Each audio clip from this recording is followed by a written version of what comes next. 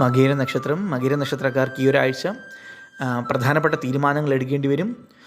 തൊഴിൽ രംഗത്ത് ചില പുതിയ ചുമതലകളൊക്കെ തേടി വരും, അതല്ലെങ്കിൽ ഏറ്റെടുക്കേണ്ടി വരും. അത് മകീര നക്ഷത്രക്കാരുടെ കഴിവിനൊരു വെല്ലുവിളിയാകുമെങ്കിലും വിജയം നേടാൻ സാധിക്കും. പ്രധാനപ്പെട്ട മീറ്റിങ്ങുകളിൽ പങ്കെടുക്കാനും അഭിപ്രായങ്ങൾ അവതരിപ്പിക്കാനൊക്കെ അവസരം ലഭിക്കും. മകീര നക്ഷത്രക്കാർക്ക് സാമ്പത്തിക കാര്യങ്ങളിൽ കൂടുതൽ ശ്രദ്ധ കേന്ദ്രീകരിക്കണം. അനാവശ്യമായ ധൂർത്ത് ഒഴിവാക്കണം.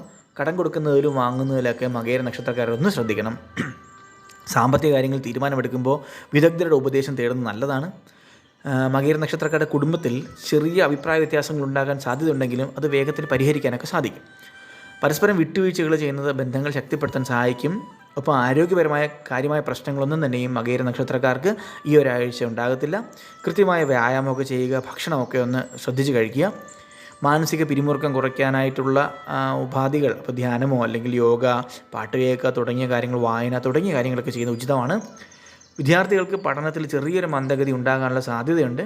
കൂടുതൽ പരിശ്രമം അനിവാര്യമാണ്. അതിന് സമയം കണ്ടെത്തണം. പഠനത്തിൽ കൂട്ടുകാരുടെ സഹായം തേടുന്നത് നല്ലതാണ്.